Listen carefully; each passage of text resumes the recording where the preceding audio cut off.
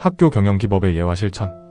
여러분은 학교가 어떻게 효율적으로 운영되는지 생각해 보신 적 있으신가요? 학교는 단순히 교사와 학생만으로 이루어진 공간이 아닙니다. 목표를 달성하기 위해 다양한 자원과 정보를 조정하고 통합하는 복잡한 시스템입니다. 오늘은 학교 경영의 핵심 기법들을 통해 어떻게 학교가 체계적으로 운영되는지 알아보겠습니다. 일부 학교 경영 기법의 개요. 학교 경영이란 무엇일까요? 이는 학교의 목표를 달성하기 위해 인적, 물적 자원과 정보를 조정하고 통합하는 활동입니다. 이를 위해 다양한 기법들이 활용되는데요. 대표적으로 다음과 같은 기법들이 있습니다. 목표 관리 기법 엠비어. 구성원이 합의하여 구체적이고 분명한 목표를 설정하고 역할을 분담하며 협력하는 체제입니다. 과정은 크게 3단계로 나뉩니다. 목표 설정 명확하고 구체적인 목표를 수립. 과정 관리 구성원의 참여를 통해 목표 추진.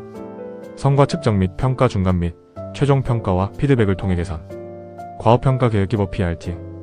사업 수행에 필요한 세부 과업을 단계별로 나누고 선후 관계와 인과관계를 도표화하여 관리합니다. 플로차트 작성은 필수. 이를 통해 활동과 단계를 시각적으로 정리할 수 있습니다. 2부 예산 관리 기법의 예. 학교 운영에서 예산 관리는 필수적입니다. 다양한 예산 기법이 존재하며 각 기법은 고유의 목적과 장단점을 가지고 있습니다. 기획예산제도 PPBS. 목표 달성을 위해 필요한 자원을 재정 소요로 전환시키는 합리적인 예산 기획 방법입니다. 정책 결정의 합리성을 높이는 데 효과적입니다. 영기준 예산제도 GBBS.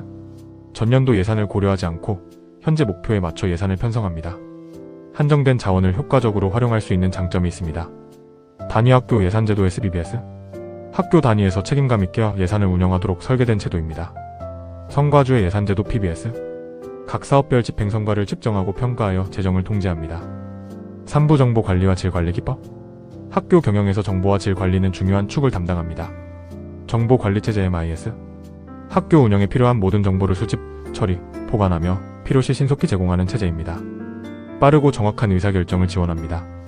총체적 질 관리 TQM. 고객 중심, 즉 학생과 학부모 중심의 교육을 강조하며 지속적인 개선을 추구합니다. 특히 협력적 관계와 공유된 목표 설정을 통해 조직의 효율성을 극대화합니다. 4부 사례를 통한 이해. 이론만으로는 어렵게 느껴질 수 있으니 실제 사례를 살펴보겠습니다. 한 초등학교에서 과학의 날 행사를 성공적으로 추진한 사례가 있습니다. 담당 교사는 PRT 기법을 활용해 세부 작업 활동과 단계를 도표화하고 이를 바탕으로 행사를 체계적으로 진행했습니다. 또 다른 사례로는 일본 자매학교 방문 계획을 세운 한 학교에서 영기준 예산제도를 활용해 기존 예산에 얽매이지 않고 창의적으로 계획을 수립한 경우가 있습니다. 논술 내용 요약. 학교 경영은 목표 달성을 위해 자원과 정보를 조정 통합하는 활동으로 주요 기법에는 MBO 목표 관리, PRT 과업 평가 계획, PPBS 교육 예산, GBBS 영기준 예산 등이 있다. 이들은 각각 명확한 목표 설정, 체계적 과업 관리, 합리적 자원 배분 등의 장점을 제공한다. 또한 MIS 정보 관리 체제와 TQM 총체적 질 관리은 정보 활용과 지속적 개선을 강조한다. 사례 분석을 통해 이러한 기법들이 실제 교육 현장에서 어떻게 적용되는지 이해할 수 있다. 결론 및 클로징. 오늘 우리는 학교 경영 기법의 다양한 측면을 살펴보았습니다. 목표 설정부터 예산 관리, 정보 체계까지 각 기법은 학교가 효율적으로 운영되도록 돕는 중요한 도구들입니다. 여러분이 이 내용을 통해 교육 현장을 더 깊이 이해하고 나아가 더 나은 교육 환경 조성에 관심을 가지길 바랍니다. 다음 영상에서는 실제 학교 경영 사례를 더 깊이 탐구해 보겠습니다. 구독과 좋아요 잊지 마세요. 안녕하세요. 소유교육학입니다. 이번 시간은 학교 경영 계획과 학교 운영위원회에 대해서 알아보겠습니다. 학교는 어떻게 운영될까요? 학교의 교육 목표를 달성하기 위한 계획은 어떻게 세워질까요? 오늘은 학교 경영의 핵심인 학교 경영 계획과 학교 운영위원회에 대해 알아보겠습니다. 학교 운영의 민주성과 투명성을 높이는 학교 운영위원회. 지금부터 함께 알아볼까요? 일부 학교 경영 계획. 학교 경영 계획은 학교 조직의 유지, 존속, 갱신, 발전을 위해 수립됩니다. 이는 학교의 교육 이상을 실현하기 위한 주요 활동으로 통상적으로 계획, 실천, 평가의 체계로 이루어집니다. 학교는 경영 계획을 봄 방학 중에 세우며 이는 학교 운영의 방향을 설정하는 중요한 과정입니다. 핵심 내용. 학교 경영의 성격 학교 조직의 유지, 존속, 갱신, 발전. 학교 경영의 영역 교육 이상 실현을 위한 활동. 학교 경영 체제 계획 실천 평가. 2부 학교 운영위원회. 학교 운영위원회는 학교 운영의 자율성을 높이고 지역의 실정과 특성에 맞는 교육을 실현하기 위해 구성 및 운영됩니다. 학교운영위원회는 법적위원회로서 법률과 시행령 및 조례에서 규정한 심의, 의결, 자문기구입니다. 학교운영위원회 구성. 학부모위원 4,050%, 교원위원 3,040%, 지역사회위원 1,030%로 구성. 위원 정수는 5인 이상 15인 이내 학교 규모 고려. 학교운영위원회 기능. 심의 및 자문. 심의 의결 사항 처리. 시정명령. 조례 등에 위임된 사항 처리. 3부 학교 교육계획 수립. 학교 교육계획 수립은 학교운영위원회의 의견과 요구를 수렴하여 학교 운영에 반영하는 과정입니다. 학생들의 학습을 위해 지원해야 할 사항과 예산 투자를 계획에 반영하는 것이 중요합니다. 학교운영위원회의 심의 범위는 학교 운영에 관한 주요 사항을 포괄하며 학교의 자율성을 확대하고 다양한 이해관계자의 의견을 수렴합니다. 학교 교육계획 수립 과정. 학교운영위원회의 의견 및 요구 수렴. 학생 학습 지원 사항 및 예산 투자 계획 반영. 학교운영위원회의 심의 범위 준수 학교 헌장, 예산, 교육과정, 급식, 안전 등. 4부 학교운영위원회 심의 범위. 학교운영위원회는 학교 운영에 관한 주요 사항을 심의하는 기구로서 학교의 자율성을 확대하고 다양한 이해관계자의 의견을 수렴하여 학교 운영의 민주성과 투명성을 높이는 데 목적을 둡니다. 학교운영위원회의 심의 범위는 법령과 조례에 따라 규정됩니다. 주요 심의 사항. 학교 헌장 및 학칙 제정 개정. 학교 예산 및 결산. 학교 교육과정 편성 운영. 교과용 도서 및 교육자료 선정. 학교 급식 운영. 학교 체육활동 운영. 학교 안전관리. 그 외 학교 운영에 관한 사항 등이 있습니다. 논술 예상 문장 뽑아보기. 다음 문장을 따라 써보시기 바랍니다. 화면을 멈추고 따라 써보시길 추천합니다. 학교 경영 계획은 학교의 교육 목표를 달성하기 위한 청사진으로서 학교 조직의 유지와 발전을 도모하며 학교운영위원회의 심의를 통해 그 정당성과 효율성을 확보한다. 학교운영위원회는 학교 운영의 자율성을 확대하고 민주적인 의사결정 과정을 촉진하는 핵심 기구로서 학부모, 교원, 지역사회위원회 참여를 통해 다양한 이해관계자의 의견을 수렴하고 학교 운영에 반영한다. 학교 교육계획 수립 과정에서 학교운영위원회의 심의를 거침으로써 학생들의 학습 환경 개선과 교육의 질 향상을 위한 실질적인 지원 방안이 마련될 수 있다. 오늘은 학교 경영 계획과 학교운영위원회에 대해 알아보았습니다. 학교 운영의 민주성과 투명성을 높이는 학교운영위원회의 역할이 얼마나 중요한지 알 수 있었습니다. 다음 영상에서는 더욱 유익한 교육 정보로 찾아뵙겠습니다. 구독과 좋아요 잊지 마세요. 감사합니다. 지금까지 소유였습니다. 학교 경영의 실제와 학급 경영. 학교 경영의 중요성. 안녕하세요. 소요교육학입니다. 오늘은 학교 경영의 실제와 학급 경영에 대해 알아보겠습니다. 목소리가 조금 졸리더라도 이해해 주십시오. 제가 선택한 AI 목소리가 원래 이러네요. 학교는 단순한 교육기관이 아니라 다양한 요소들이 복합적으로 작용하는 하나의 작은 사회입니다. 이러한 학교가 원활하게 운영되기 위해서는 체계적인 경영이 필수적입니다. 교사로서 반드시 알아야 할 학교 경영의 핵심. 지금부터 함께 알아보겠습니다.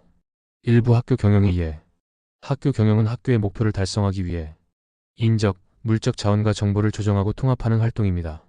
교사는 이러한 경영에 대한 기본적인 이해와 지식을 갖추고 있어요. 자신의 역할을 효과적으로 수행할 수 있습니다. 인사관리. 학교장은 인사 업무를 총괄하며 보직 교사의 임면을 결정하고 교사들의 근무 평정을 실시합니다. 근무 평정은 경력, 근무 성적, 연수 성적, 가산점 평정 등을 종합적으로 고려하여 이루어집니다. 예시 혁신적인 수업을 도입한 교사에게 가산점을 부여하여 동기를 부여하고 전문성을 인정할 수 있습니다. 공정한 인사 관리는 교사의 전문성 개발과 동기 부여에 중요한 영향을 미치며 학교 구성원들의 만족도를 높이고 학교 발전에 기여합니다. 교육과정 관리. 교육과정 결정 권한은 교육부에, 운영 책임은 시도 교육감에게 있으며 정해진 교육과정 운영 책임은 각 학교에 있습니다. 예시, 지역 특성을 반영한 교육과정을 운영하여 학생들에게 지역사회에 대한 이해를 높이는 기회를 제공할 수 있습니다. 학교장은 교육부와 교육청의 지침을 준수하면서도 학생들의 개별적인 요구와 특성을 고려한 교육과정을 운영해야 합니다. 2부 학교 조직 및 문서, 재무관리. 학교 조직은 학교 운영 조직 규모 분장, 각종 위원회과 교수학습, 조직 학급, 학년, 특별활동 조직으로 구성됩니다.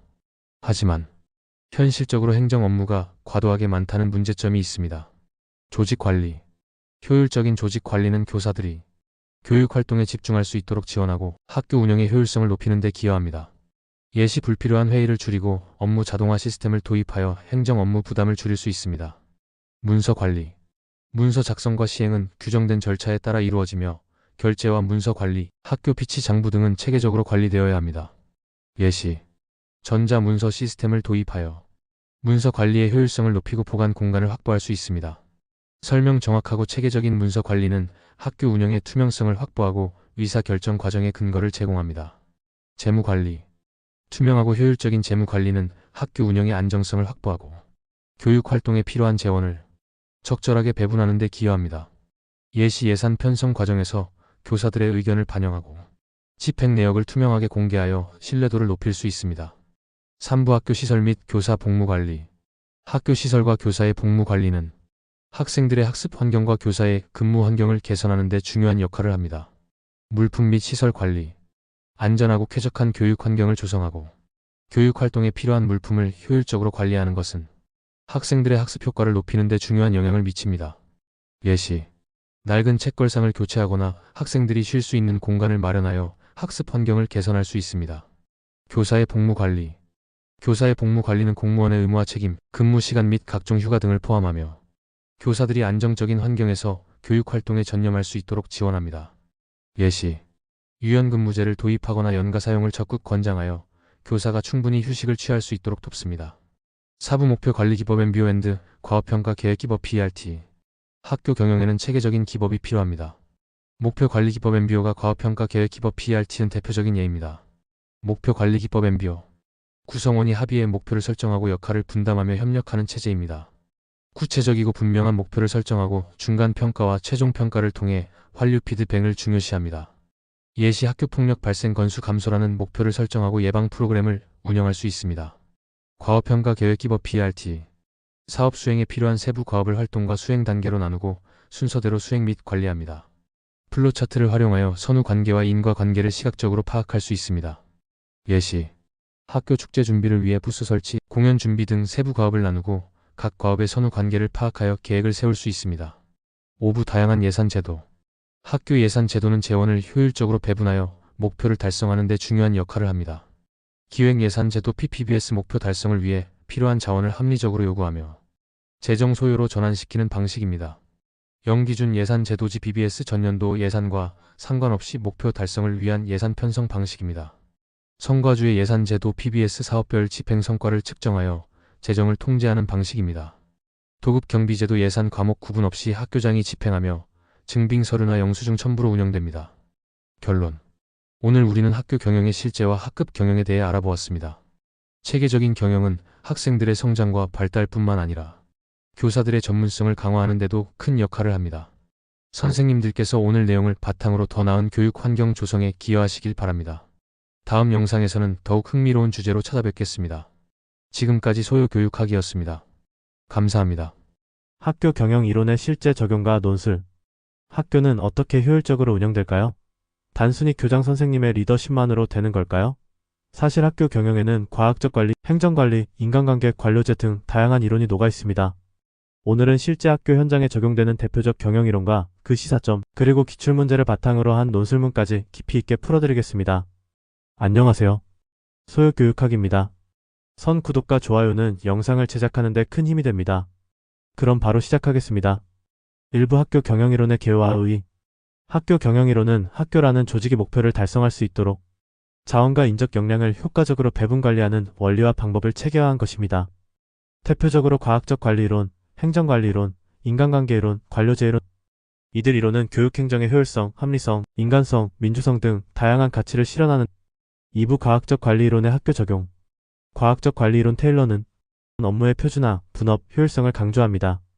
학교에서는 교사의 역할 분담, 업무의 표준화, 성과 중심의 평가체계 등으로 구현됩니다. 예를 들어 교사별 담당 과목, 업무 분장표, 명확한 근무평가 기준 등이 이에 해당합니다. 장점은 효율성과 생산성 증진, 업무의 명확화입니다. 하지만 창의성 저해, 교사의 개별성 자율성 무시, 교육의 인간적 측면 약화 등 한계도 있습니다. 3부 행정관리 이론과 학교 조직. FAYOL 행정관리 이론은 계획, 조직, 지휘 조정, 통제 5대 관리 기능을 강조합니다. 학교장은 학기 초 연간 운영계획을 수립하고 각 부서와 교사들을 조직화하며 지시와 조정을 통해 학교 목표 달성을 이끕니다. 이 이론은 학교 경영의 체계성, 목표 지향성, 역할 명확화에 기여하지만 지나친 형식주의와 융통성 부족의 문제도 발생할 수 있습니다. 4부 인간관계 이론과 학교 문화. 인간관계 이론 매요는 조직 내 인간의 감정, 동기 집단 역동성을 중시합니다. 학교에서는 교사와 학생, 교사들 간의 소통, 협력, 복지 증진, 민주적 의사결정, 구조 등이 이에 해당합니다. 이 이론은 교사의 만족도와 헌신, 조직 내 협력적 분위기 조성에 기여하지만 목표 달성의 체계성과 효율성 확보에는 한계가 있습니다. 5부 관료제 이론과 학교행정. 웨버의 관료제의로는 규칙과 규정, 계층적 구조, 문서화, 전문성 중시 등으로 특징 지어집니다. 실제 학교에서는 교장 마이너스 부장 마이너스 교사 마이너스 학생의 위계, 각종 규정과 매뉴얼, 공식적 의사소통, 업무 분장 등으로 드러납니다. 장점은 공정성과 예측 가능성, 질서 유지에 있지만 과도한 형식주의와 경직성, 비효율, 창의성 저해 등 부작용도 큽니다. 6부 학교 경영이론의 통합적 적용과 한계. 현대 학교 경영에서는 한 가지 이론만으로는 복잡한 학교, 현실을 모두 설명하거나 효과적으로 운영하기 어렵습니다. 과학적 관리 이론은 효율성, 인간관계 이론은 만족과 동기 관료제 이론은 질서와 공정성, 행정관리 이론은 체계성을 제공합니다. 학교장은 상황에 따라 다양한 이론을 융합적으로 적용해야 하며 맥락에 맞는 유연한 리더십이 요구됩니다. 기출문제 논술문 작성, 기출문제 예시. 학교 현장에서 과학적 관리 이론, 행정관리 이론, 인간관계 이론, 관료제 이론이 어떻게 적용되고 있는지 구체적으로 설명하고 각 이론의 한계와 이를 극복할 수 있는 방안을 논술하시오. 논술문 예시. 학교 경영 현장에서는 다양한 경영 이론이 복합적으로 적용된다. 과학적 관리 이론은 교사의 역할 분담, 표준화된 업무 절차, 성과 평가 등에서 나타나 효율성을 높인다. 행정관리 이론은 학교장의 계획, 조직, 지휘, 통제 등 관리 기능을 통해 학교 운영의 체계성을 보장한다. 인간관계 이론은 교사 학생 간 소통, 협력적 분위기, 폭지 증진 등 조직 내 인간적 요소를 강조하며 관료제 이론은 위계적 구조, 규정 준수, 공식적 절차 등에서 구현된다. 그러나 각 이론은 한계도 있다. 과학적 관리 이론은 창의성 저해, 인간관계 이론은 목표 지향성 약화, 관료제 이론은 경직성과 비효율, 행정관리 이론은 융통성 부족의 문제가 있다. 이를 극복하기 위해 학교장은 상황에 따라 다양한 이론을 통합적으로 적용하고 맥락에 맞는 유연한 리더십과 민주적 의사결정, 자율성과 창의성 존중, 효율적 규정 운영 등을 실천해야 한다. 다음은 논술 예상 답안 요약입니다. 지금까지 학습한 내용을 바탕으로 간단하게 300자 내외로 논술문을 작성해 보겠습니다. 여러분도 듣고 따라 써보시기 바랍니다. 학교 경영에는 과학적 관리 이론 효율성, 표준화, 행정관리 이론 체계적 관리, 인간관계 이론 협력과 동기 관료제 이론 질서와 공정성이 복합적으로 적용된다. 각 이론은 효율성, 체계성, 인간성, 공정성에 기여하지만 창의성 저해, 경직성, 목표 약화 등 한계도 존재한다. 학교장은 다양한 이론을 상황에 맞게 통합적으로 적용하고 유연한 리더십과 민주적 의사결정, 창의성 존중을 통해 한계를 극복해야 한다. 결론. 학교 경영의 효과성은 다양한 이론의 장점을 통합적으로 적용하고 학교 현장의 맥락에 맞는 유연한 리더십과 민주적 운영을 실천할 때 극대화될 수 있습니다. 감사합니다. 지금까지 소요교육학 소요였습니다. 고전이론에서 추구하는 과학적 관리법과 행정과 정론, 관료제론의 한계를 극복하고자 하는 이론들입니다. 학교 경영 딱딱한 이론만 안다고 될까요? 현실은 교장 선생님의 촉에 좌우된다고요? 교육 현장을 꿰뚫는 핵심 이론과 실제 적용 사례, 그리고 논술 코득점 비법까지 지금 바로 공개합니다. 안녕하세요. 소요교육학입니다. 오늘은 학교 경영의 다양한 이론들을 실제 사례와 함께 쉽고 재미있게 시작하겠습니다. 오늘은 고전적인 학교 경영 이론들이 어떻게 발전해왔고 또 학교 현장에서 어떻게 적용되고 있는지 자세히 알아보겠습니다. 특히 인간관계론, 행동과학론, 다원론적 관점, 그리고 대안적 관점과 이론들을 중심으로 살펴보겠습니다. 인간관계론. 과학적 관리론의 한계를 극복하기 위해 등장한 인간관계론은 종업원의 개성과 사회적 관계가 생산성에 큰 영향을 미친다는 이론입니다. 기본 입장. 교육 행정의 능률을 위해 집단의 사기, 직무 만족, 응집력을 중요시합니다. 대표 연구 메이오의 호손 실험을 통해 작업 조건보다는 감정적, 심리적 요인이 생산성에 큰 영향을 미친다는 사실이 밝혀졌습니다. 교육행정 적용. 개성 존중, 사기 양양, 상호 신뢰를 강조하고 민주적인 교육행정과 인간주의적 장악을 위한 방법적 원리로 활용됩니다. 사례. 교사 간담회를 통해 학교 문제점을 파악하고 해결 방안을 모색합니다. 교사 동아리 활동을 지원하여 교사 간 유대감을 강화하고 스트레스를 해소합니다. 위 사례는 실제 현장에서 적용하고 있는 사례를 적어보았습니다. 행동과학론. 조직 내 인간 행동을 연구하여 행정의 효율성을 향상시키려는 이론입니다. 기본 입장. 조직 목표와 구성원의 사기를 만족시켜 구성원의 능률을 높여 조직의 효율을 높이려는 취지입니다. 지도자의 지도성. 주도적 구조 중심, 배려성 중심, 과업 중심, 종업원 중심의 지도자 행동이 있습니다. 결론. 지도자가 구성원과의 합의적 의사결정을 강조하며 고전이론과 인간관계론을 차용하던 교육행정에서 벗어나 교육행정을 이론화하고 발달시키려 했습니다. 사례. 교장 선생님이 교사들과 정기적인 워크숍을 통해 학교 운영에 대한 의견을 수렴합니다. 교사들이 자율적으로 연구 모임을 조직하여 새로운 교육 방법을 연구하고 공유합니다. 다원론 체제론. 학교 사회를 구성하는 요소들의 기능과 구조를 파악하려는 이론입니다. 체제론은 교육 조직의 목표를 달성하기 위해 구조, 조직 구성원, 환경의 역동적인 상호작용을 강조합니다. 개방체제론. 학교는 정치, 사회, 문화 등의 체제와 긴밀한 관계 속에서 이루어지기 때문에 개방체제입니다. 사회과 정론. 학교는 유기적으로 상호관계에 있는 부분들로 구성되어 있는 조직, 즉 사회적 상호작용 체제입니다. 사례. 학교 운영위원회를 통해 학부모, 지역 사회인사 등 다양한 이해관계자의 의견을 수렴합니다. 지역 사회 자원을 활용하여 학생들의 체험 학습 기회를 확대합니다. 대안적 관점과 이론. 인간자원론. 조직 내 효율성을 위한 인간관계적 입장에서 벗어나 과업 성취에 대한 만족의 인간관이 형성됩니다. 구성원이 가진 과업 성취에 대한 만족을 통해 조직 내 생산성과 효율성을 향상시켜야 합니다. 사례. 교사들이 자율적으로 교육과정을 설계하고 평가할 수 있도록 권한을 부여합니다. 기출문제 논술문 작성. 기출문제 예시. 인간관계론, 행동과학론, 체제론적 관점에서 학교 조직 문화를 설명하고 긍정적인 학교 조직 문화를 조성하기 위한 방안을 논하시오. 논술문 예시. 학교 조직 문화는 인간관계론적 관점에서 교사 간의 신뢰와 협력, 행동과학론적 관점에서 교사의 자율성과 책임감, 체제론적 관점에서 학교와 외부 환경과의 상호작용에 영향을 받습니다. 긍정적인 학교 조직 문화를 조성하기 위해서는 교사 간의 소통을 활성화하고 의사결정에 참여할 기회를 제공하며 전문성을 신장할 수 있도록 지원해야 합니다. 또한 학교는 지역사회와 적극적으로 소통하고 협력하여 교육 공동체를 형성해야 합니다. 결론. 논술 예상 답안을 300자 내외로 요약해 보겠습니다. 화면을 잠시 멈추고 따라 써보시기 바랍니다. 학교 경영 이론은 학교 조직의 효율성과 효과성을 높이기 위한 다양한 관점을 제공합니다. 인간관계론, 행동과학론, 체제론적 관점은 학교 조직 문화를 이해하고 긍정적인 방향으로 이끌기 위한 유용한 도구입니다. 학교 경영자는 이러한 이론들을 바탕으로 학교 구성원들의 요구를 충족시키고 자율성과 창의성을 존중하며 소통과 협력을 장려하는 리더십을 발휘해야 합니다. 또한 학교는 지역사회와 적극적으로 소통하고 협력하여 교육 공동체를 형성함으로써 긍정적인 학교 조직 문화를 조성할 수 있습니다. 학교 조직 왜 사람에 집중해야 할까? 학교는 단순히 지식을 전달하는 곳이 아닙니다. 다양한 사람이 모여 함께 성장하는 살아있는 조직이죠. 그런데 학교를 공장처럼 관리하면 무슨 일이 벌어질까요? 오늘은 교육행정 고전이론의 한계와 그 한계를 뛰어넘으려는 인간관계론, 행동과학론, 체제론, 그리고 인간자원론까지 실제 학교 현장에 어떻게 적용되는지 그리고 임용 논술에서 어떻게 써야 할지까지 차근차근 설명드리겠습니다. 일부 과학적 관리론과 그 한계. 먼저 고전이론의 대표주자 과학적 관리론입니다. 테일러는 조직의 효율성을 극대화하기 위해 업무를 세분화하고 표준화했어요. 학교에선 교사의 업무를 매뉴얼화하고 수업 시간표와 평가 기준을 엄격히 적용하는 모습이 이에 해당합니다. 보비트는 교사를 가르치는 기계로 행정가는 관리자로 구분했죠. 하지만 이런 방식은 학교의 본질을 놓치게 했습니다. 학생과 교사의 개성을 무시하고 창의성과 자율성을 억누르게 된 거죠.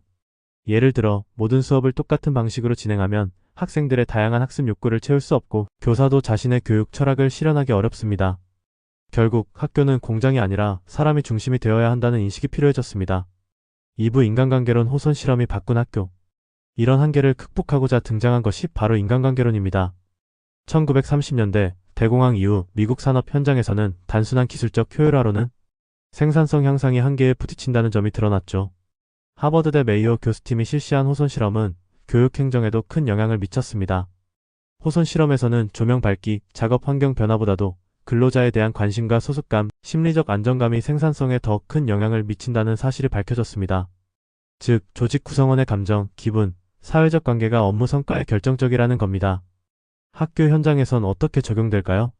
교사의 사기와 직무 만족, 집단 응집력, 상호 신뢰가 중요해졌습니다. 교장 선생님은 통제자가 아니라 교직원의 사기와 인하를 촉진하는 조력자가 되어야 하죠.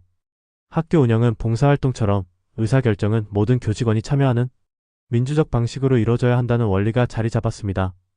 예를 들어 정기적인 교사 간담회, 교사 동아리 활동 지원, 학생 자치의 활성화, 교사 학생 상호 신뢰 프로그램 등이 인간관계론적 접근입니다. 실제로 이런 학교에서는 교사들이 더 만족스럽게 일하고 학생들도 학교 생활에 적극적으로 참여하게 됩니다. 3부 행동과학론 조직 내 인간 행동에게 인간관계론이 감정과 집단의 힘을 강조했다면 행동과학론은 조직 내 인간 행동을 과학적으로 분석해 행정의 효율성을 높이고자 했습니다. 버나드는 조직을 사회적 협동체로 보고 공식적 조직뿐 아니라 비공식 조직의 중요성을 강조했습니다. 행동과학론은 특히 지도자의 행동에 주목합니다. 주도적 구조 중심, 배려성 중심, 과업 중심, 종업원 중심 등 다양한 리더십 유형이 있죠. 예를 들어 어떤 교장은 목표 달성에 집중하는 반면 어떤 교장은 교사들의 복지와 의견을 더 중시합니다. 현대 학교에서는 지도자가 구성원과 합의적으로 의사결정하고 교사와 학생의 동기와 욕구를 파악해 지원하는 것이 중요합니다. 행동과학론은 교육행정을 고전이론과 인간관계론의 단순 차용에서 벗어나 교육체제를 사회체제로 파악하고 동기이론, 조직풍토론, 성숙-미성숙이론 등 다양한 심리학적 이론을 접목시켰습니다. 예를 들어 교장 선생님이 교사들의 의견을 수렴해 학교 정책을 결정하거나 교사 연구 모임을 지원해 자율성과 전문성을 높이는 것이 행동과학론적 접근입니다. 사부다원론과 체제론 학교는 살아있는 유기체. 교육행정 이론은 점차 다원화, 복잡화됩니다. 체제론은 학교를 개방체제로 바라봅니다. 즉, 학교는 정치, 사회, 문화 등 외부 환경과 끊임없이 상호작용하는 살아있는 조직이라는 뜻이죠. 사회과 정론은 학교를 다양한 공식, 비공식 조직이 모여 상호작용하는 사회적 단위로 봅니다. GTGLS와 구버의 사회과적 모형에 따르면 학교 구성원은 역할규범적 차원과 인성개인적 차원이 상호작용하며 행동합니다. 예를 들어 교사는 규정된 역할에 따라 행동하지만 자신의 가치관과 전문성에 따라 행동을 달리할 수 있습니다. 역할과 인성의 상호작용 모형에서는 학교가 군대처럼 규율만 강조하는 어조직과 교사, 자율성이 극대화된 비조직의 중간쯤 위치한다고 봅니다. 즉, 학교는 규칙도 중요하지만 교사의 전문성과 자율성도 존중해야 한다는 것이죠. 실제 학교 현장에서는 운영위원회, 학부모회, 지역사회와의 협력, 학생자치회 등 다양한 이해관계자와의 소통이 강조됩니다. 학교가 지역사회와 연계해 다양한 교육 프로그램을 운영하거나 교사와 학생이 함께 학교 규칙을 만들고 실천하는 모습이 체제론적 접근입니다. 오부 인간자원론 참여와 효과성의 선순환 이분. 인간관계론이 참여, 직무만족, 효과성의 순서를 강조했다면 인간자원론은 참여, 효과성, 직무만족으로 순서를 바꿉니다. 즉, 교사가 의사결정에 참여해 학교의 효과성이 높아지면 그 결과로 직무만족도도 높아진다는 논리입니다. 이 관점에서는 교사의 자율성과 창의성, 과업 성취에 대한 만족이 조직 전체의 생산성과 효율성을 높인다고 봅니다. 예를 들어 교사에게 교육과정 설계와 평가권을 부여하거나 학생들에게 프로젝트 학습의 주도권을 주는 것이 인간자원론적 접근입니다. 6부 대안적 관점, 해석적 급진적 이론. 최근에는 전통적 체제론을 넘어 해석적, 급진적 관점도 등장합니다. 해석적 관점은 학교 내 다양한 집단과 개인의 의미 해석, 상징, 문화에 주목합니다. 급진적 관점은 권력, 불평등, 사회적 구조의 문제를 비판적으로 분석하죠. 예를 들어 학교 내 소수 학생의 목소리, 교사 간의 권력관계, 교육 정책의 사회적 영향 등을 분석하는 연구가 여기에 속합니다. 7부 기출문제 논술문 작성. 기출문제 예시. 인간관계론, 행동과학론, 체제론의 핵심 내용을 비교하고 이들 이론이 현대 학교 조직 문화에 미친 영향을 논술하시오. 논술문 예시. 인간관계론은 조직 구성원의 감정과 사회적 관계, 집단 응집력의 중요성을 강조하며 학교에서는 교사와 학생의 상호 신뢰, 민주적 의사결정, 비공식 조직의 활성화로 나타난다. 행동과학론은 지도자의 행동 유형, 동기부여, 의사소통, 협동의 중요성을 부각시켜 학교 리더십의 다양화와 교사, 자율성 강화, 연구모임 활성화에 영향을 미쳤다. 체제론은 학교를 개방체제로 보고 다양한 공식, 비공식 조직, 외부 환경과의 상호작용을 강조한다. 이에 따라 학교는 운영위원회, 학부모회, 지역사회와의 협력체계 구축, 학생 자치 활성화 등 다양한 이해관계자와의 소통을 중시하게 되었다. 이들 이론은 모두 학교 조직 문화를 민주적, 참여적, 개방적으로 변화시키는 데 기여했다. 논술 예상 답안 요약입니다. 잠시 화면을 멈추고 따라 써보시기 바랍니다. 인간관계론, 행동과학론, 체제론은 모두 학교 조직 문화의 민주화와 참여, 개방성을 강조한다. 인간관계론은 감정과 집단 응집력, 행동과학론은 리더십과 동기부여, 체제론은 외부 환경과의 상호작용을 중시한다. 이들 이론은 교사와 학생의 자율성과 소통, 다양한 이해관계자와의 협력, 학교 운영의 민주성 강화에 기여하며 현대 학교 조직 문화를 긍정적으로 변화시켰다. 오늘은 교육행정의 고전이론부터 현대 이론까지 그리고 학교 현장에서의 실제 적용 사례, 논술문 작성법까지 자세히 살펴보았습니다. 학교는 결국 사람이 중심입니다. 다양한 이론을 이해하고 현장에 맞게 창의적으로 적용하는 교사가 될 때 진짜 변화가 시작됩니다. 시청해주셔서 감사합니다. 지금까지 소요교육학이었습니다. 교육행정 동기이론 심층 강의. 매슬로우, 허즈버그, 맥그리거. 여러분, 교실에서 학생들이 공부하지 않을 때 의욕이 없다고 쉽게 말하곤 합니다. 하지만 의욕 부재는 단순한 게으름이 아니라 인간의 깊은 욕구가 충족되지 않았기 때문일 수 있습니다. 오늘은 교육행정의 핵심 동기 이론인 매슬로우의 욕구체계론, 허즈버그의 동기-위생이론, 맥그리거의 XY 이론을 통해 교사와 학생의 열정을 일깨우는 방법을 살펴보겠습니다. 구독과 좋아요, 알림 설정, 그리고 응원 댓글은 영상을 제작하는 제게 큰 힘이 됩니다. 매슬로우 욕구 체계론. 심리학자 에이브러햄 매슬로우는 인간의 욕구를 5단계로 나누어 설명했습니다. 첫째, 생리적 욕구는 음식과 휴식 같은 기본적인 생존 욕구입니다. 둘째, 안전 욕구는 신체적, 정서적 안전과 안전한 환경을 원하는 욕구입니다. 셋째, 소속감 욕구는 사회적 관계와 소속을 원하는 욕구입니다. 넷째, 존경 욕구는 타인의 인정과 존중을 받고자 하는 욕구입니다. 마지막으로 자아실현 욕구는 자신의 잠재력을 최대한 발휘하고자 하는 욕구입니다. 학교 현장에서는 교사의 기본 욕구가 충족되어야 창의적이고 열정적인 수업이 가능합니다. 예를 들어 교직원 식당이나 휴게실을 개선하면 교사의 피로도가 줄고 만족도가 높아집니다. 또한 안정적인 근무 환경은 신입 교사의 이탈률을 낮추는 데 효과적입니다. 교사 연구 동아리 지원은 소속감과 자아실현 욕구를 만족시켜 교육 혁신을 촉진합니다. 하지만 모든 사람이 단계별 욕구를 순서대로 추구하는 것은 아니며 문화와 개인에 따라 차이가 있을 수 있습니다. 허즈버그 동기 마이너스 위생이론. 프레더릭 허즈버그는 직무 만족과 불만족을 유발하는 요인이 다르다고 주장했습니다. 위생 요인은 급여, 근무 조건, 관리 정책과 같이 불만을 없애는 데 필요한 기본 조건입니다. 동기 요인은 성취감, 인정, 책임감, 성장 기회와 같이 진정한 만족과 열정을 일으키는 요소입니다. 교육 현장에서는 높은 월급만으로는 교사의 동기를 충분히 자극하지 못합니다. 교사에게 수업 설계 권한을 부여하거나 연구비를 지원하는 등 동기 요인을 강화할 때 창의성과 열정이 높아집니다. 따라서 기본적인 근무 환경 개선과 함께 교사의 성장과 성취를 지원하는 것이 중요합니다. 맥그리거의 XY 이론. 더글라스 맥그리거는 관리자의 인간관에 따라 조직 관리 방식을 두 가지로 구분했습니다. X이론은 인간이 본래 게으르며 통제와 감독이 필요하다고 보는 관점입니다. Y이론은 인간이 자율적이고 창의적이며 신뢰와 지원이 성과를 낸다고 봅니다. 학교 현장에서는 엄격한 출근 체크와 같은 X이론적 관리가 교사의 불만을 키우는 반면 교사에게 자율연구년 제도를 부여하는 Y이론적 접근은 교육 혁신을 촉진합니다. 따라서 학교장의 리더십이 조직 문화를 결정하는 중요한 요소임을 기억해야 합니다. 통합적 적용. 현대 학교에서는 위생 요인을 개선하여 기본적인 불만을 해소하고 동기 요인과 Y이론을 결합하여 교사의 열정을 높여야 합니다. 예를 들면 교사 복지 혜택을 확대하고 자율연구팀을 구성하여 성과 발표회를 개최하는 방법이 있습니다. 또한 교사가 수업 방식과 평가 방법을 주도적으로 결정할 수 있도록 지원하는 것이 필요합니다. 결론. 교육행정은 단순한 관리가 아니라 인간의 욕구와 동기를 이해하는 데서 시작됩니다. 기본적인 욕구가 충족되고 교사가 자율성과 성취감을 느낄 때 교육 혁신이 가능합니다. 여러분의 교실이 인간 중심으로 다시 태어나길 바랍니다. 감사합니다. 논술 예상 답안 300자 내외. 매슬로우는 인간의 욕구를 5단계로 구분하며 교사의 자아 실현을 위해 생리적 안전 욕구 충족이 선행되어야 한다고 보았습니다. 허즈버그는 동기 요인인 성취감과 성장 기회가 교사의 열정을 지속시키는 핵심임을 강조했습니다. 맥그리거는 Y이론에서 교사의 자율성과 신뢰가 창의성으로 이어진다고 주장했습니다. 학교 현장에서는 교사 복지 개선과 자율적 수업 설계 권한 부여, 민주적 리더십이 결합되어야 지속 가능한 동기 부여가 가능합니다. 결론. 교육은 인간 이해에서 시작된다. 교육행정은 단순히 학교를 관리하는 것이 아닙니다. 매슬로우, 허즈버그, 맥그리거가 말하듯 인간의 욕구와 동기를 이해하는 것이 출발점입니다. 위생 요인으로 기본적인 불만을 해소하고 동기 요인과 Y이론으로 교사의 열정을 키울 때 비로소 교육 혁신이 가능합니다. 논술 예상 답안. 매슬로우는 인간의 욕구를 5단계로 구분하며 교사의 자아 실현을 위해선 생리안전 욕구 충족이 선행되어야 함을 강조한다.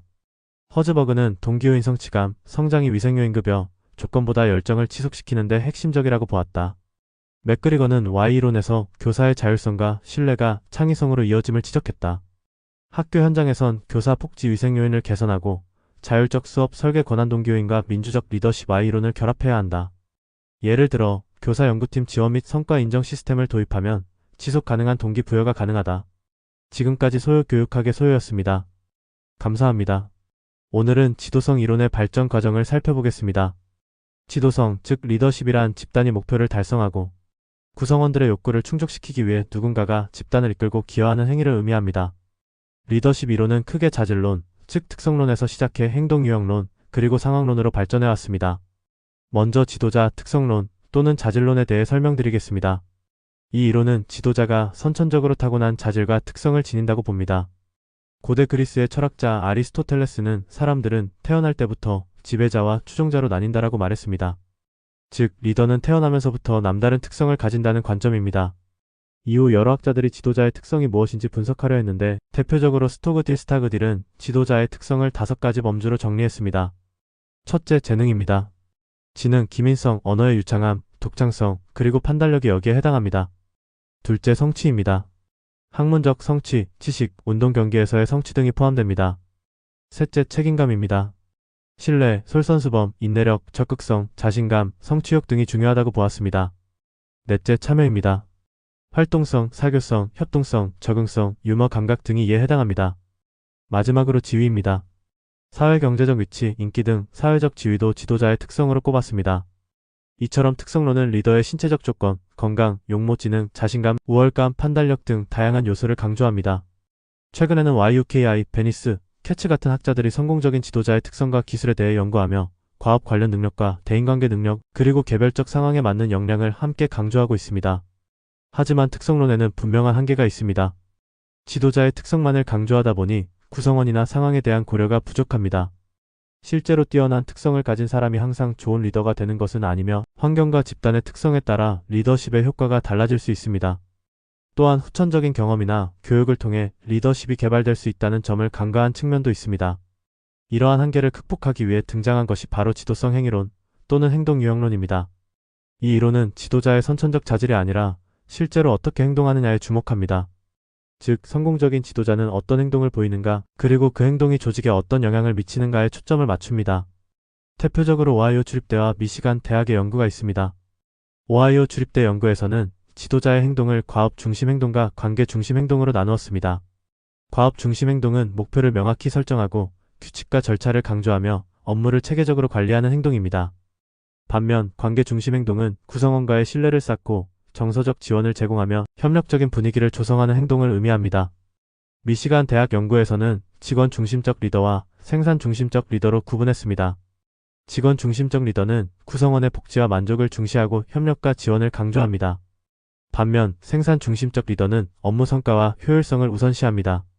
학교 현장에 적용하면 과업 중심적인 교장은 학사 일정과 규칙을 엄격히 관리하고 평가 기준을 명확히 제시합니다. 반면 관계 중심적인 교장은 교사 간담회를 자주 열어 의견을 듣고 교사와 학생의 정서적 지원에 힘을 씁니다. 행위론의 장점은 리더십을 관찰 가능한 행동으로 구체화했다는 점입니다. 즉, 누구나 훈련과 연습을 통해 효과적인 리더십 행동을 익힐 수 있다는 가능성을 보여줍니다. 그러나 이 이론 역시 한계가 있습니다. 왜 특정 행동이 효과적인지, 그리고 모든 상황에서 동일한 행동이 통하는지에 대한 설명이 부족합니다. 실제로 동일한 행동이라도 상황에 따라 효과가 달라질 수 있죠. 결국 특성론과 행위론 모두 리더십의 중요한 측면을 밝혔지만 각각의 한계도 분명합니다. 그래서 이후에는 상황적 지도성론, 변혁적 지도성론 등 다양한 이론이 등장하게 됩니다. 하지만 오늘은 지도자 특성론과 지도성 행위론의 기본 개념, 태표, 학자, 그리고 교육 현장 적용과 한계까지 중점적으로 설명드렸습니다. 여러분이 학교 현장에서 리더십을 발휘할 때 이 두 이론의 장단점을 잘 이해하고 상황에 맞는 리더십을 실천하시길 바랍니다. 결론, 교육 현장에 맞는 리더십은 무엇인가? 리더십 이론은 특성론, 행동론, 상황론, 변형론으로 진화했습니다. 오늘날 학교에서는 변혁적 리더십이 가장 효과적입니다. 하지만 상황에 따라 피들러의 모델이나 허시-블랜처드의 접근법도 필요합니다. 예를 들어 위기 상황에서는 과업 지향적 리더십이, 안정기에는 관계 지향적 리더십이 적합합니다. 교장 선생님은 구성원의 성숙도, 과업 특성, 조직 문화를 종합적으로 판단해 리더십을 발휘해야 합니다. 궁극적으로 교육의 목표는 인간 성장이므로 교사의 자율성과 창의성을 존중하는 리더십이 지속 가능한 혁신을 이끕니다. 다음은 논술 예시 문제를 내보겠습니다. 문제와 답안을 잘 보고 따라 써보시기 바랍니다.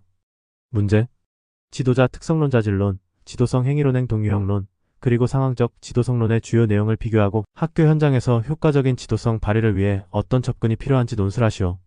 논술 예시 답안입니다. 지도자 특성론은 리더십의 본질을 지도자의 선천적 자질과 특성에서 찾는다. 아리스토텔레스는 지도자는 태어날 때부터 지배자와 추종자로 나뉜다고 보았고, 스타그딜은 지능, 인내력, 자신감, 사회적 지위 등 다양한 특성이 지도자의 성공에 영향을 미친다고 정리했다. 그러나 이 이론은 지도자 개인의 특성에만 집중해 구성원이나 상황의 영향을 간과한다는 한계가 있다.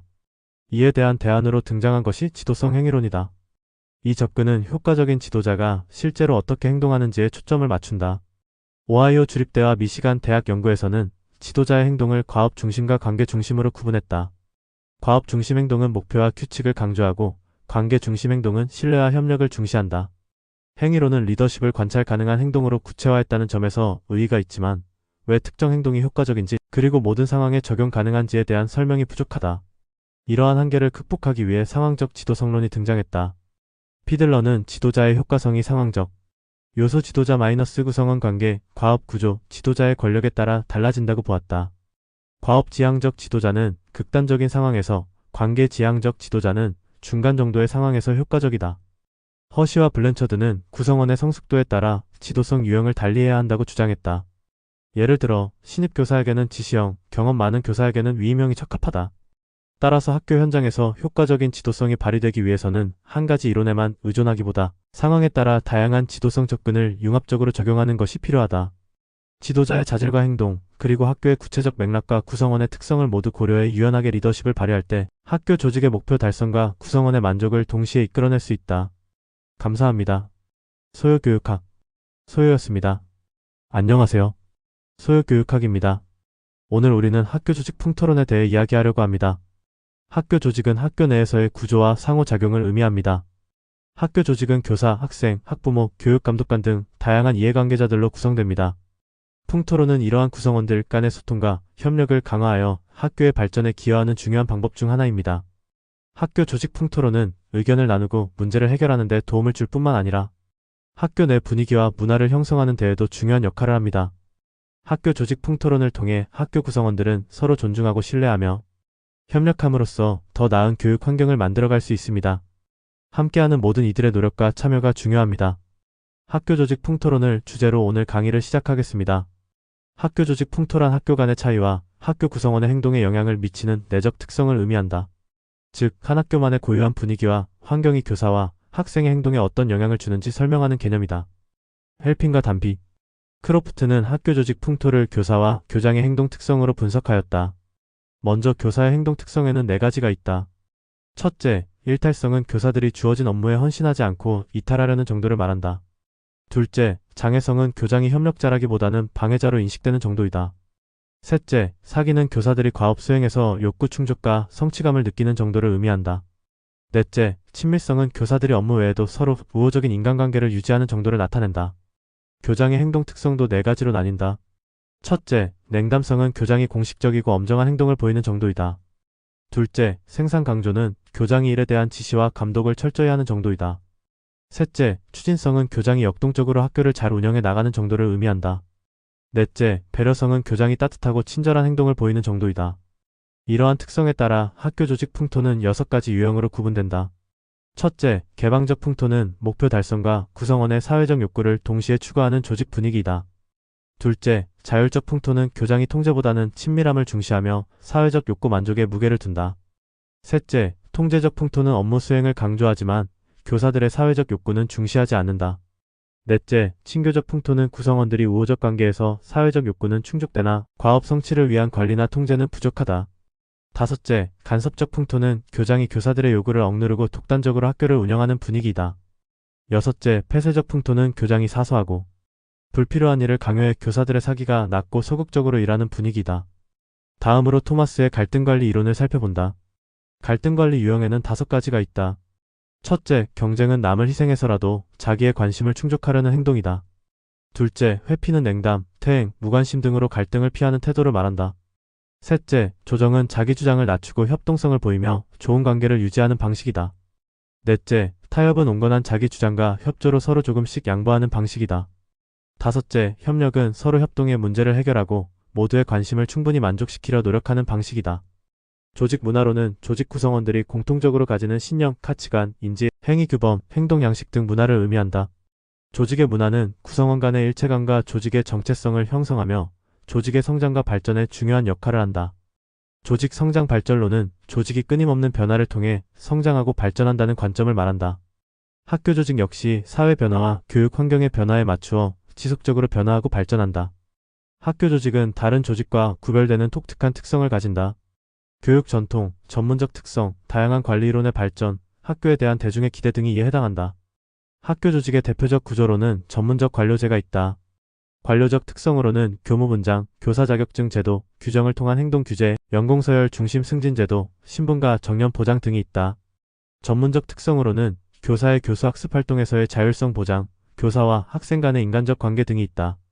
최근에는 학교 규모가 대형화되고 조직과 기능이 복잡해지며 행정 업무가 증가하고 업무 분화가 가속화되고 있다. 상급 기관의 압력이 증가해 학교가 획일화되는 경향도 나타난다. 학부모와 지역사회가 학교 정책 수립과 평가에 깊이 참여하는 것도 특징이다.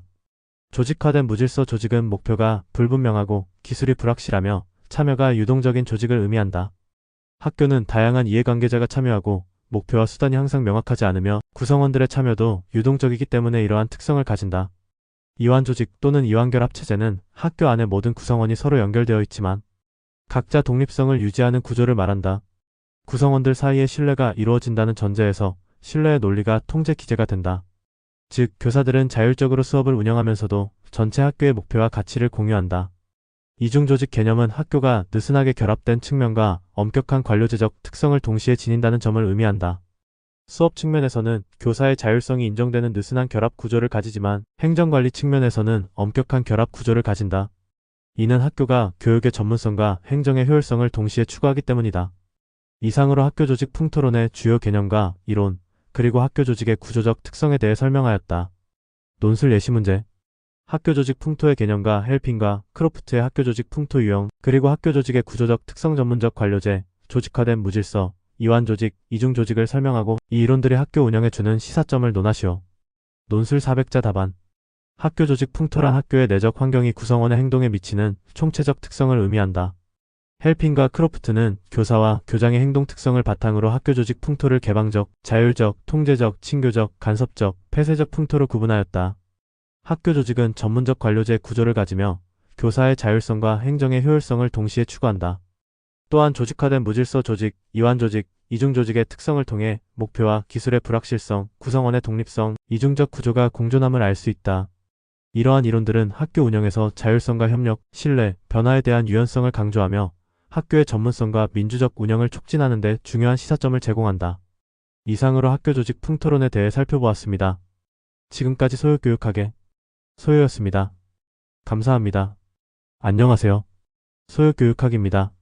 오늘 우리는 학교 조직 풍토론에 대해 이야기하려고 합니다. 학교 조직은 학교 내에서의 구조와 상호작용을 의미합니다. 학교 조직은 교사, 학생, 학부모, 교육감독관 등 다양한 이해관계자들로 구성됩니다. 풍토론은 이러한 구성원들 간의 소통과 협력을 강화하여 학교의 발전에 기여하는 중요한 방법 중 하나입니다. 학교 조직 풍토론은 의견을 나누고 문제를 해결하는 데 도움을 줄 뿐만 아니라 학교 내 분위기와 문화를 형성하는 데에도 중요한 역할을 합니다. 학교 조직 풍토론을 통해 학교 구성원들은 서로 존중하고 신뢰하며 협력함으로써 더 나은 교육 환경을 만들어갈 수 있습니다. 함께하는 모든 이들의 노력과 참여가 중요합니다. 학교 조직 풍토론을 주제로 오늘 강의를 시작하겠습니다. 학교 조직 풍토란 학교 간의 차이와 학교 구성원의 행동에 영향을 미치는 내적 특성을 의미한다. 즉, 한 학교만의 고유한 분위기와 환경이 교사와 학생의 행동에 어떤 영향을 주는지 설명하는 개념이다. 헬핀과 단비. 크로프트는 학교 조직 풍토를 교사와 교장의 행동 특성으로 분석하였다. 먼저 교사의 행동 특성에는 4가지가 있다. 첫째, 일탈성은 교사들이 주어진 업무에 헌신하지 않고 이탈하려는 정도를 말한다. 둘째, 장애성은 교장이 협력자라기보다는 방해자로 인식되는 정도이다. 셋째, 사기는 교사들이 과업 수행에서 욕구 충족과 성취감을 느끼는 정도를 의미한다. 넷째, 친밀성은 교사들이 업무 외에도 서로 우호적인 인간관계를 유지하는 정도를 나타낸다. 교장의 행동 특성도 4가지로 나뉜다. 첫째, 냉담성은 교장이 공식적이고 엄정한 행동을 보이는 정도이다. 둘째, 생산 강조는 교장이 일에 대한 지시와 감독을 철저히 하는 정도이다. 셋째, 추진성은 교장이 역동적으로 학교를 잘 운영해 나가는 정도를 의미한다. 넷째, 배려성은 교장이 따뜻하고 친절한 행동을 보이는 정도이다. 이러한 특성에 따라 학교 조직 풍토는 6가지 유형으로 구분된다. 첫째, 개방적 풍토는 목표 달성과 구성원의 사회적 욕구를 동시에 추구하는 조직 분위기이다. 둘째, 자율적 풍토는 교장이 통제보다는 친밀함을 중시하며 사회적 욕구 만족에 무게를 둔다. 셋째, 통제적 풍토는 업무 수행을 강조하지만 교사들의 사회적 욕구는 중시하지 않는다. 넷째, 친교적 풍토는 구성원들이 우호적 관계에서 사회적 욕구는 충족되나 과업 성취를 위한 관리나 통제는 부족하다. 다섯째, 간섭적 풍토는 교장이 교사들의 요구를 억누르고 독단적으로 학교를 운영하는 분위기이다. 여섯째, 폐쇄적 풍토는 교장이 사소하고 불필요한 일을 강요해 교사들의 사기가 낮고 소극적으로 일하는 분위기다. 다음으로 토마스의 갈등관리 이론을 살펴본다. 갈등관리 유형에는 5가지가 있다. 첫째, 경쟁은 남을 희생해서라도 자기의 관심을 충족하려는 행동이다. 둘째, 회피는 냉담, 퇴행, 무관심 등으로 갈등을 피하는 태도를 말한다. 셋째, 조정은 자기 주장을 낮추고 협동성을 보이며 좋은 관계를 유지하는 방식이다. 넷째, 타협은 온건한 자기 주장과 협조로 서로 조금씩 양보하는 방식이다. 다섯째, 협력은 서로 협동해 문제를 해결하고 모두의 관심을 충분히 만족시키려 노력하는 방식이다. 조직 문화로는 조직 구성원들이 공통적으로 가지는 신념, 가치관, 인지, 행위 규범, 행동 양식 등 문화를 의미한다. 조직의 문화는 구성원 간의 일체감과 조직의 정체성을 형성하며 조직의 성장과 발전에 중요한 역할을 한다. 조직 성장 발전론은 조직이 끊임없는 변화를 통해 성장하고 발전한다는 관점을 말한다. 학교 조직 역시 사회 변화와 교육 환경의 변화에 맞추어 지속적으로 변화하고 발전한다. 학교 조직은 다른 조직과 구별되는 독특한 특성을 가진다. 교육 전통, 전문적 특성, 다양한 관리 이론의 발전, 학교에 대한 대중의 기대 등이 이에 해당한다. 학교 조직의 대표적 구조로는 전문적 관료제가 있다. 관료적 특성으로는 교무분장, 교사 자격증 제도, 규정을 통한 행동 규제, 연공서열 중심 승진 제도, 신분과 정년 보장 등이 있다. 전문적 특성으로는 교사의 교수 학습 활동에서의 자율성 보장, 교사와 학생 간의 인간적 관계 등이 있다. 최근에는 학교 규모가 대형화되고 조직과 기능이 복잡해지며 행정 업무가 증가하고 업무 분화가 가속화되고 있다. 상급 기관의 압력이 증가해 학교가 획일화되는 경향도 나타난다. 학부모와 지역사회가 학교 정책 수립과 평가에 깊이 참여하는 것도 특징이다. 조직화된 무질서 조직은 목표가 불분명하고 기술이 불확실하며 참여가 유동적인 조직을 의미한다. 학교는 다양한 이해관계자가 참여하고 목표와 수단이 항상 명확하지 않으며 구성원들의 참여도 유동적이기 때문에 이러한 특성을 가진다. 이완조직 또는 이완결합체제는 학교 안의 모든 구성원이 서로 연결되어 있지만 각자 독립성을 유지하는 구조를 말한다. 구성원들 사이의 신뢰가 이루어진다는 전제에서 신뢰의 논리가 통제 기제가 된다. 즉, 교사들은 자율적으로 수업을 운영하면서도 전체 학교의 목표와 가치를 공유한다. 이중조직 개념은 학교가 느슨하게 결합된 측면과 엄격한 관료제적 특성을 동시에 지닌다는 점을 의미한다. 수업 측면에서는 교사의 자율성이 인정되는 느슨한 결합 구조를 가지지만 행정관리 측면에서는 엄격한 결합 구조를 가진다. 이는 학교가 교육의 전문성과 행정의 효율성을 동시에 추구하기 때문이다. 이상으로 학교 조직 풍토론의 주요 개념과 이론, 그리고 학교 조직의 구조적 특성에 대해 설명하였다. 논술 예시 문제. 학교 조직 풍토의 개념과 헬핀과 크로프트의 학교 조직 풍토 유형, 그리고 학교 조직의 구조적 특성 전문적 관료제, 조직화된 무질서, 이완조직, 이중조직을 설명하고 이 이론들이 학교 운영에 주는 시사점을 논하시오. 논술 400자 답안. 학교 조직 풍토란 학교의 내적 환경이 구성원의 행동에 미치는 총체적 특성을 의미한다. 헬핀과 크로프트는 교사와 교장의 행동 특성을 바탕으로 학교 조직 풍토를 개방적, 자율적, 통제적, 친교적, 간섭적, 폐쇄적 풍토로 구분하였다. 학교 조직은 전문적 관료제 구조를 가지며 교사의 자율성과 행정의 효율성을 동시에 추구한다. 또한 조직화된 무질서 조직, 이완조직, 이중조직의 특성을 통해 목표와 기술의 불확실성, 구성원의 독립성, 이중적 구조가 공존함을 알 수 있다. 이러한 이론들은 학교 운영에서 자율성과 협력, 신뢰, 변화에 대한 유연성을 강조하며 학교의 전문성과 민주적 운영을 촉진하는 데 중요한 시사점을 제공한다. 이상으로 학교 조직 풍토론에 대해 살펴보았습니다. 지금까지 소요교육학의 소요였습니다. 감사합니다. 오늘은 학교 조직에서 지도성이란 무엇인지, 그리고 지도성 이론이 어떻게 발전해 왔는지 자세히 설명하겠습니다. 지도성 학교 조직에서 지도성이란 집단이 추구하는 목표를 달성하고 구성원들의 욕구를 충족시키기 위해 집단을 유지하고 이끌어가는 행위를 의미한다. 학교라는 조직에서 지도성은 교장, 교감, 그리고 각 부서의 책임자가 학교의 목표를 달성하고 교사와 학생 등 구성원들이 자신의 욕구와 목표를 실현할 수 있도록 돕는 핵심적인 역할을 한다. 지도성 이론은 오랜 시간에 걸쳐 발전해왔다. 초기에는 자질론, 즉 특성론에서 출발했다. 특성론은 지도자가 선천적으로 타고난 자질과 특성을 지녔다고 본다. 고대 그리스의 철학자 아리스토텔레스는 출생 순간부터 사람들은 추종자와 지배자로 결정된다고 말했다. 즉, 지도자는 태어날 때부터 남다른 특성을 가진 사람이라고 본 것이다. 특성론은 지도자의 특성에 초점을 두고 성공적인 지도자가 어떤 특성을 지니는지 분석하려 했다. 대표적으로 스타그딜은 지도성과 연관된 인간적 특성을 5가지 범주로 정리했다. 첫째, 재능에는 지능, 기민성, 언어의 유창성, 독창성, 판단력이 포함된다. 둘째, 성취에는 학문적 성취, 지식, 운동 경기에서의 성취가 있다. 셋째, 책임에는 신뢰, 솔선, 인내력, 적극성, 자신감, 성취욕이 있다. 넷째, 참여에는 활동성, 사교성, 협동성, 적응성, 유머가 포함된다. 협동성, 적응성, 유머가 포함된다. 다섯째, 지위에는 사회 경제적 위치와 인기 등이 있다. 이외에도 지도자의 특성과 자질로는 신장, 인내력, 건강, 용모, 지능, 자신감, 우월감, 판단력 등이 자주 언급된다.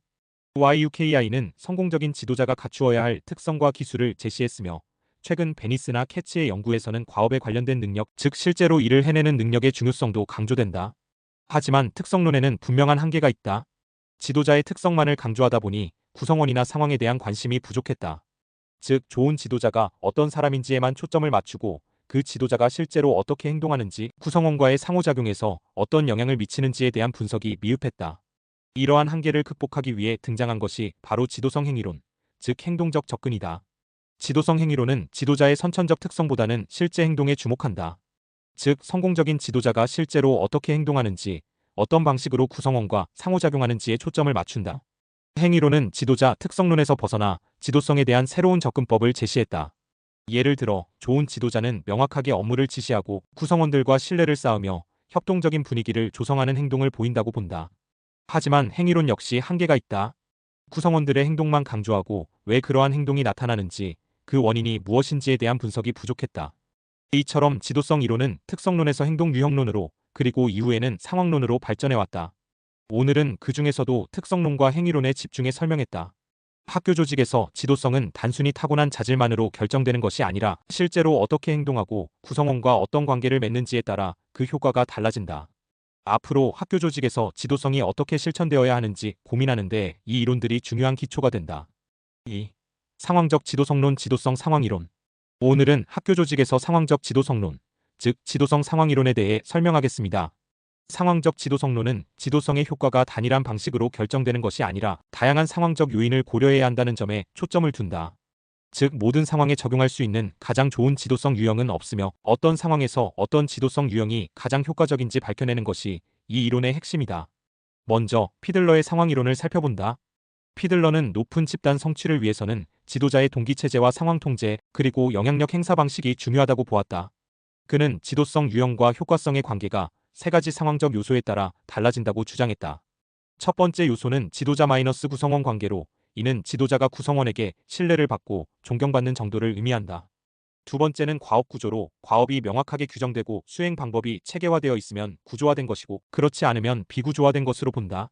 세 번째는 지도자의 지휘권력으로, 지도자가 합법적, 보상적, 강압적 권력을 가지고 구성원의 행위에 얼마나 영향력을 미치는지 나타낸다. 피들러는 지도성 유형을 관계지향형과 과업지향형으로 나누었다. 과업지향적 지도자는 집단의 목표 달성과 과업 완수에 중점을 두는 반면 관계지향적 지도자는 구성원과의 신뢰와 유대, 인간관계에 더 큰 가치를 둔다. 효과적인 지도성 유형은 상황적 요소에 따라 달라진다. 예를 들어, 지도자의 영향력이 아주 크거나 아주 작은 극단적인 상황에서는 과업지향적 지도자가 효과적이다. 반면 지도자의 권력과 영향력이 중간 정도인 상황에서는 관계지향적 지도자가 더 효과적이다. 이처럼 피들러는 상황의 호의성에 따라 지도성 유형의 효과가 달라진다고 설명했다. 다음으로 하우스의 경로 마이너스 목표 이론을 설명한다. 하우스는 지도자가 상황적 요인을 고려해 목표 달성을 위한 적절한 길, 즉 경로를 제시할 때 구성원들이 이를 어떻게 지각하느냐에 따라 지도성의 효과가 달라진다고 보았다.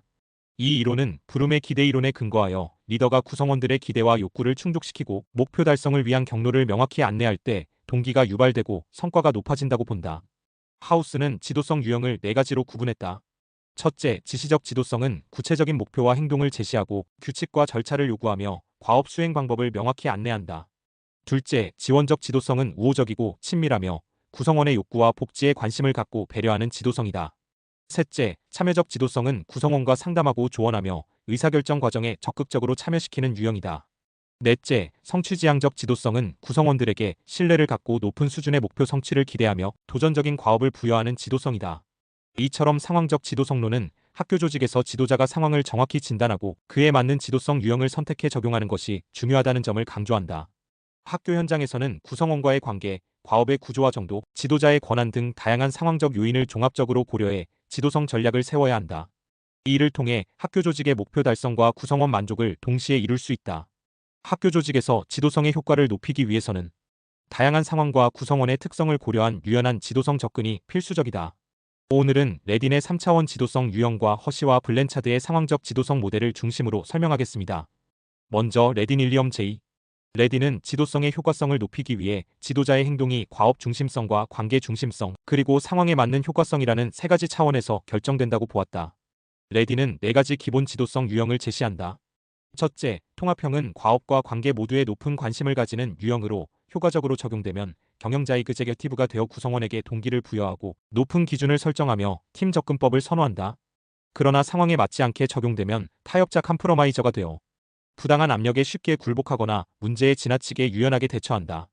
둘째, 고립형은 과업과 관계 모두에 낮은 관심을 보이는 유형이다. 효과적으로 적용되면 행정관료 뷰러크랜로서 규칙과 절차를 성실히 수행하지만 비효과적으로 적용되면 직무유기자 데저터가 되어 무관심하거나 책임을 회피한다. 셋째, 헌신형은 과업에는 높은 관심을, 관계에는 낮은 관심을 두는 유형이다. 효과적으로 적용되면 자선적 전제자 버네벌런트 오터크렛로서 해야 할 일을 효율적으로 추진하지만 비효과적으로 적용되면 독재자 오터크렛가 되어 타인을 불신하고 완고하게 행동한다. 넷째, 관계형은 관계에는 높은 관심을, 과업에는 낮은 관심을 두는 유형이다. 효과적으로 작용하면 개발자 디벨로퍼가 되어 타인의 성장에 관심을 가지지만 비효과적으로 작용하면 선동자 미셔너리가 되어 조직의 목적 없이 조화만을 강조한다. 레딘은 지도자가 상황을 정확히 인식하고 그에 맞는 지도성 유형을 선택할 때 최대의 효과성을 달성할 수 있다고 강조한다. 다음으로 허시와 블렌차드의 상황적 지도성 모델을 살펴본다. 이 모델은 구성원의 성숙도를 주요 상황 요인으로 보고 이에 맞는 지도성 행위를 제안한다. 지도성 행위는 과업 행위 무엇을, 언제, 어떻게 할 것인지, 구체적으로 지시와 관계성행 위정서적 지원과 촉진, 의사소통 중심로 구분된다. 구성원의 성숙도는 직무 성숙도 교육과 경험에 의한 직무 수행 능력과 심리 성숙도 성취 욕구, 책임감 등 동기 수준로 나뉜다. 허시와 블렌차드는 네 가지 지도성 유형을 제시한다. 첫째, 지시형은 구성원의 동기와 능력이 모두 낮을 때 효과적이며 지도자가 역할을 규정하고 행동을 일방적으로 지시한다. 둘째, 지도형은 구성원이 적절한 동기와 낮은 능력을 가질 때 적합하며 지도자가 방향을 제시하면서도 구성원이 지도자의 결정을 수용하도록 이끈다. 셋째, 지원형은 구성원이 적절한 능력과 낮은 동기를 가질 때 효과적이며 지도자는 구성원의 의사결정에 참여시키고 정서적 지원을 제공한다. 넷째, 위임형은 구성원이 높은 능력과 동기를 가질 때 적합하며 지도자는 과업을 위임하고 집단에 대한 신뢰를 바탕으로 자율적으로 운영한다. 이 두 이론은 학교 조직에서 지도자가 상황과 구성원의 특성을 정확히 진단하고 그에 맞는 지도성 유형을 유연하게 적용할 때 조직의 목표 달성과 구성원의 성장, 만족을 동시에 이끌어낼 수 있음을 시사한다. 효과적인 지도성은 고정된 방식이 아니라 상황과 구성원의 변화에 따라 끊임없이 조정되는 역동적인 과정임을 명심해야 한다. 다음, 학교 조직에서 변혁지향적 지도성, 즉 변혁적 지도성에 대해 설명하겠습니다. 변혁적 지도성은 단순히 조직을 관리하고 현상을 유지하는 수준을 넘어 구성원들에게 신뢰와 카리스마를 바탕으로 조직 변화의 필요성을 감지하고 새로운 비전을 제시하며 변화를 주도하는 리더십을 의미한다. 변혁적 지도성의 목적은 구성원들이 과업을 달성하기 위한 동기 수준을 한층 높여 기대 이상의 직무 수행을 하도록 돕는 데 있다. 즉, 단순히 주어진 일을 잘 해내는 것에 그치지 않고 구성원들이 조직을 위해 자신의 이익을 초월해 자아 실현이나 더 높은 욕구 수준을 추구하도록 인식 수준을 높여주는 데 중요한 역할을 한다. 학교장의 변혁적 지도성 행위는 여러 측면에서 구체적으로 드러난다. 첫째, 교사들에게 학교 경영의 비전을 분명하게 제시하고 학교의 사명감을 고취시키는 역할을 한다. 둘째, 교사 개인의 능력과 배경, 필요에 대해 민감하게 반응하고 세심한 관심을 기울인다. 셋째, 일상적인 수업이나 생활지도, 학급 경영의 의미를 새롭게 해석해보도록 교사들을 지적으로 자극한다. 넷째, 인격적 감화를 통해 영향력을 행사하는데 이는 근무 평정이나 성과급 등 외적 보상만으로 관계를 맺는 교환적 지도성과는 구별된다. 구체적으로 변혁적 지도성은 교사들이 자신의 잠재 능력을 개발할 수 있도록 돕고 내재적 만족감을 갖도록 하는 데 힘쓴다.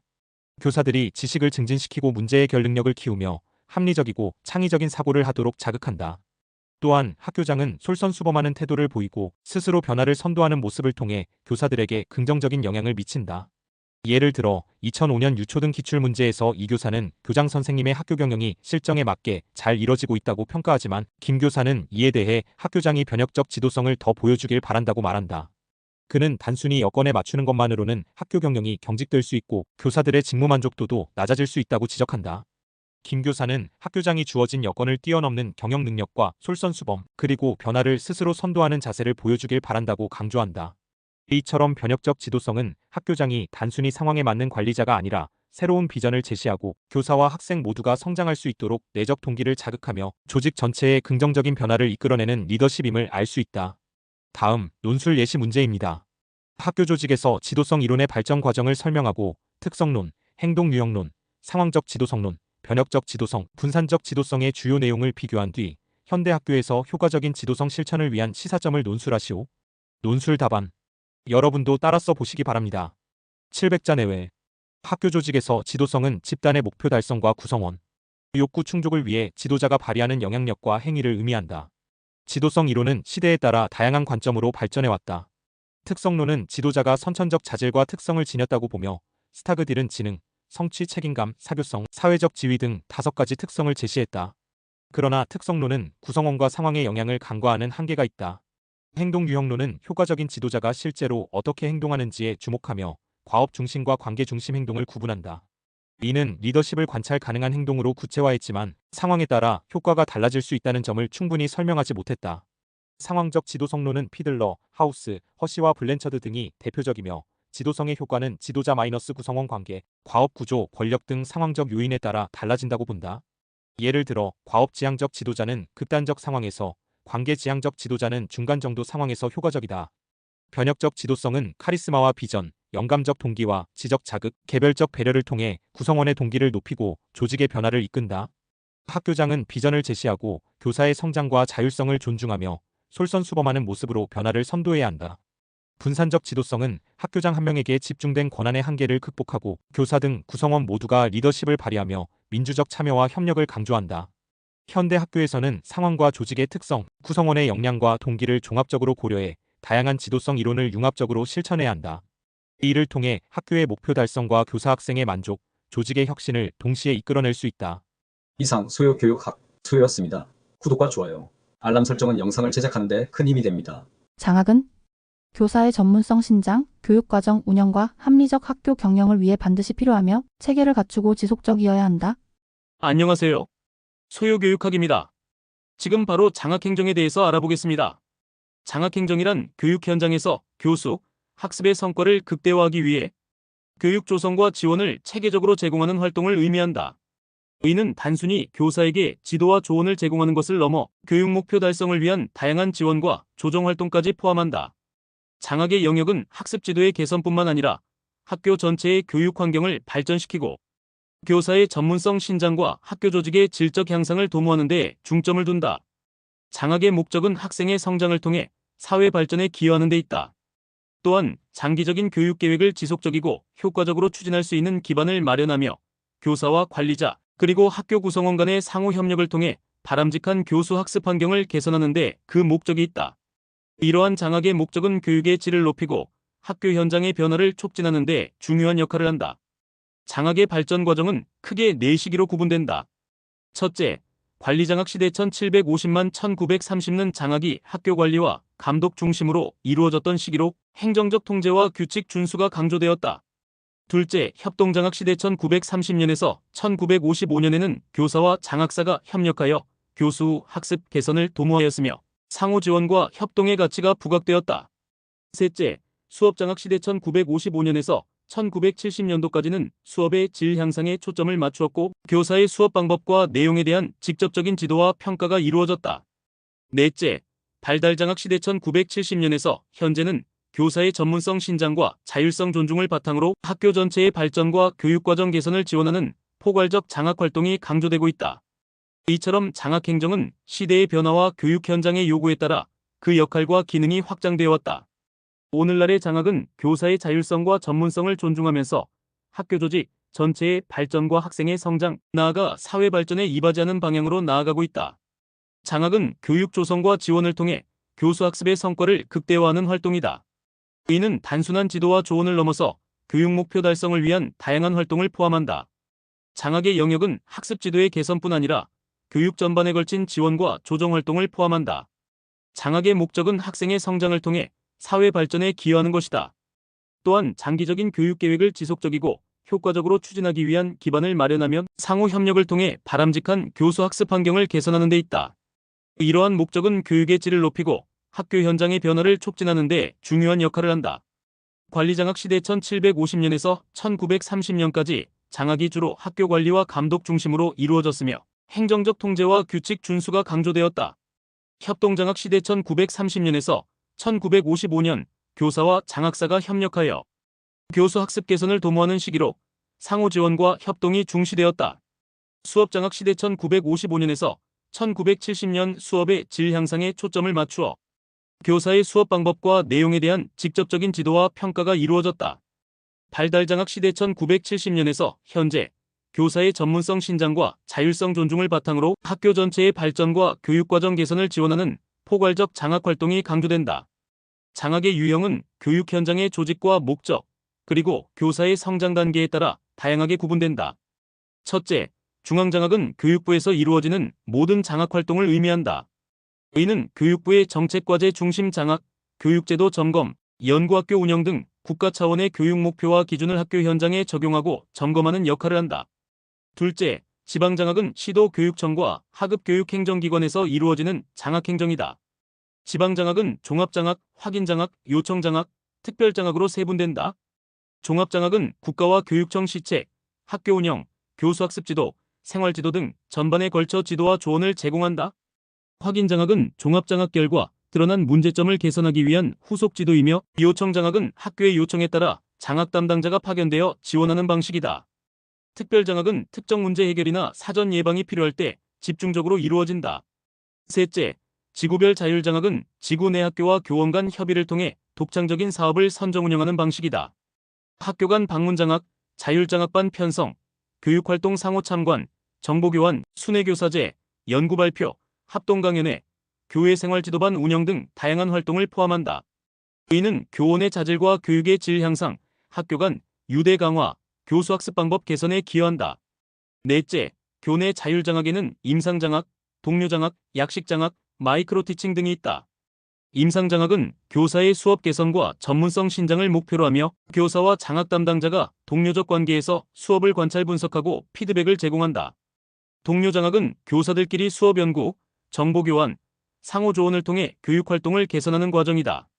약식장학은 교장이나 교감이 학급 순회나 수업 참관을 통해 지도 조언하는 전통적 방식이다.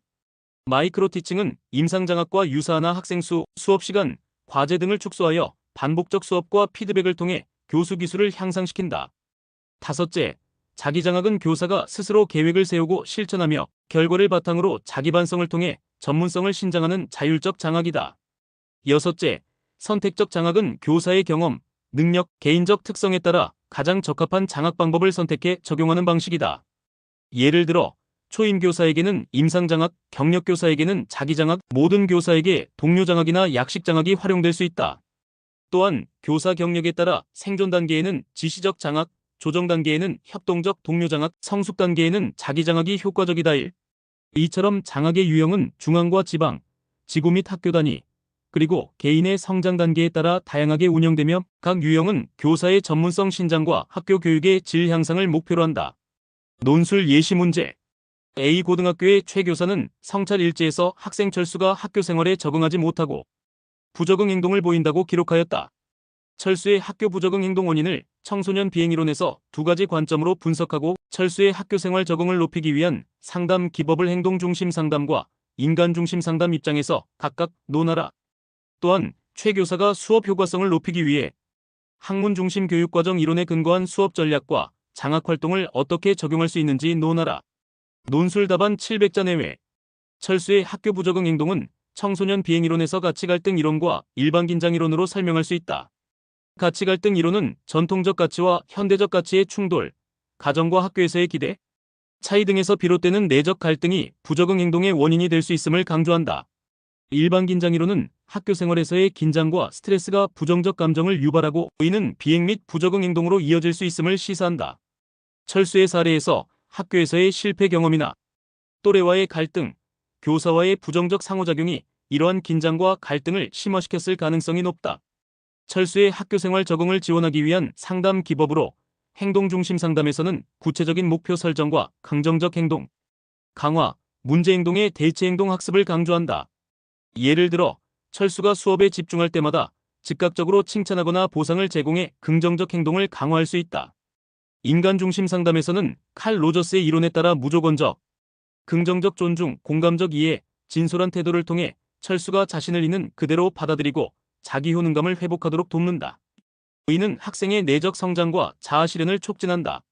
최 교사가 수업 효과성을 높이기 위해 선택할 수 있는 학문 중심 교육 과정의 수업 전략은 발견 탐구학습이다. 교사는 지시를 최소화하고 다양한 사례와 자료를 제공하여 학생이 지식의 구조를 스스로 발견하도록 유도한다. 또한 학습한 내용을 새로운 상황에 적용할 기회를 제공함으로써 학생의 내적 동기와 문제 해결력을 높일 수 있다. 장학 활동으로는 임상장학이나 동료장학을 활용해 교사의 수업 전략을 공유하고 수업 관찰과 피드백을 통해 전문성을 신장할 수 있다. 이러한 접근은 교사의 전문성 개발과 학교 교육의 질 향상에 기여한다. 이상으로 장학 행정에 대해 알아보았습니다. 구독과 좋아요, 응원의 댓글은 영상을 제작하는 데 큰 힘이 됩니다. 감사합니다.